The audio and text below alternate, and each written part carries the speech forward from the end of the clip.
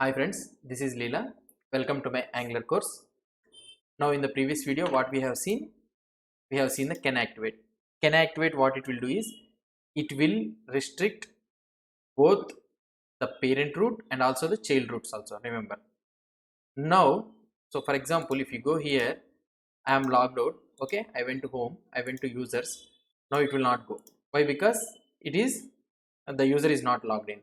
Now if I want to type slash users slash one slash Leela, okay, if I type enter, then also it is going away to the, what we can say, outside, right? So that means it is not allowing the user to enter into this one. So to the parent root and also to the child roots also canActivate is working.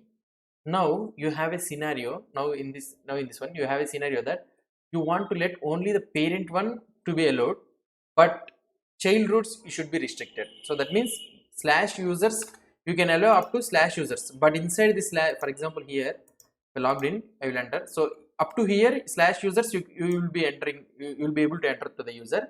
And now you are trying to print click this one, you should not allow. Okay, so how can you do this one? So you can do one thing, what you can do is, so you can copy this one and I can add this one for every child root you want. You can add this canActivate like that. So you can do what that type of thing. And another type what you can do is, you have another important one, nothing but another route card, that is canActivateChild.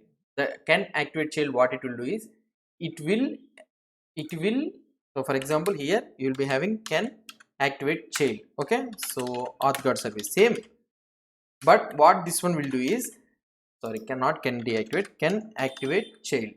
Okay, so what this canActivateChild will do is it will restrict the children's. Okay, it will restrict only the children's, it will not restrict the parent one. So that means now it will work only for the child roots only, it will not work for the parent roots. So that means it will allow the parent roots to be entered, but the child roots it will check the auth guard service. Okay, so canActivateChild, what it will do is, so it will not execute the canActivate. Okay, it will not execute the canActivate method. So whenever it is entering the child roots, it will not execute the canActivate method, it will execute the method canActivateChild. So that means if you want to implement canActivateChild, you need to implement canActivateChild. Okay, canActivateChild, what it will do is it will take canActivateChild, we need to implement this method. So this one is also same concept only. So it will take the same scenario, same parameters and also the same output, and you can simply call return this dot canActivate. Okay, the same logic it will be executed, right? So we need to send the route and state to the method. Now it will be sufficient. So now it will execute the canActivateChild for this one. So you have written canActivateChild race, it will execute the method canActivateChild here. Now if you go and if you execute the code here, okay, I am logged in, so I am entering the users and all those things I am able to enter. Now I will go to categories, I am logged out. So here if I click, I entered into the users, but now if I click here, it went to the home page. See, so that means the user is not logged in. So that means this canActivateChild will be applied only to the children elements, child routing, not to the parent routing. So this is the canActivateChild. Okay, and if you see here auth.service, so just we are returning the this dot logged in, right? You can also need, if you want to enter, you can also return a promise also. So that means observable or promise, that means you are making an ajax call or anything, so to check with the third party server, so you need to check that whether the user is logged in or not. You need to check from the, you need to make a ajax call or something like that, you need to check, then you need to wait here. So that one also it will be implemented. For example, I will write a fake one here. You can write new promise. Okay, so all the ajax calls and all the things will written a promise. So promise will be having resolve and reject. Okay, so now I am writing set timeout so that it will take some time. So ajax calls always will take some time, right? So to execute, so now I am returning after some time, I am returning the user. So you can write like this also. Okay, so just for I kept this fake thing. So now I am returning the new promise is authenticated. So that means is authenticated will make an ajax call. So here I am making a dummy fake call. So for 1 minute it will take.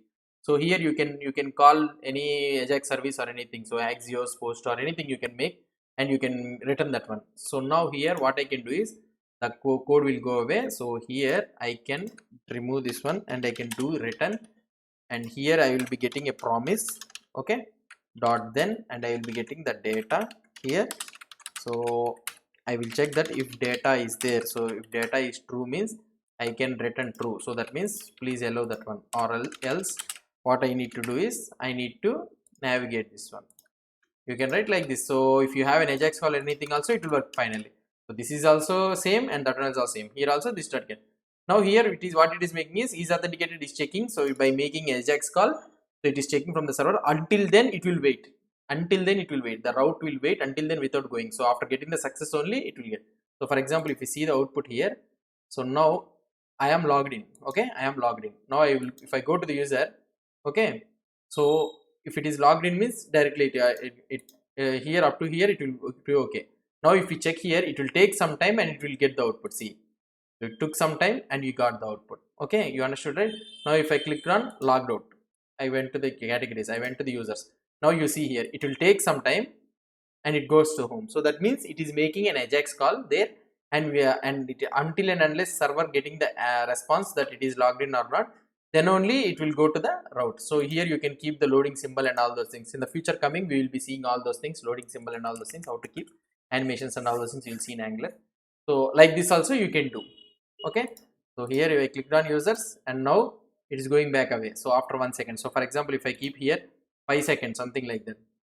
Okay, now it will take, it will remain for 5 seconds. For example, if I go here, it is getting refresh. Okay, now I click here, you see here, I click here 1 2 3 4 5 6, after it went, see, so I counted a little bit faster. So after 5 seconds it went.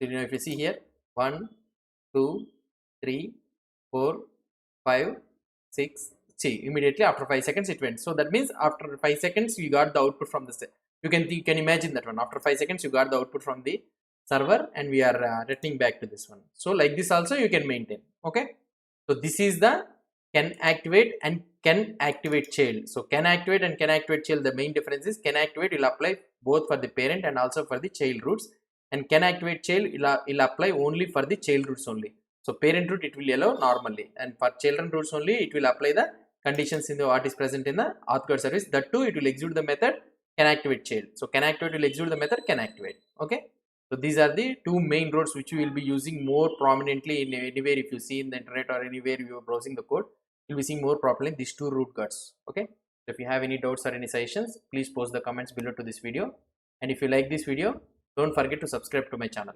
Thank you.